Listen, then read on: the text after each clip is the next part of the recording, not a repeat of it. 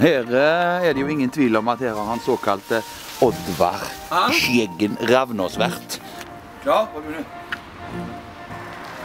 Dette her er det som de kaller for djupaskarlinngangen.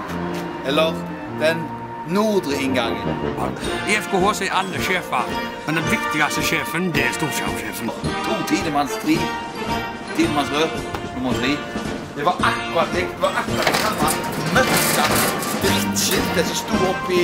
Det var god gammel kvalitet. Så er dato på han, så er han forholdsvis ferske, faktisk. Det er jo plukkrått, for faen! Å, fy faen, for en sjau det ble. Få det jævelskapen vekk fra meg! Her har du Ursula. Ursula Superlag, 15W40. Det er motorolje.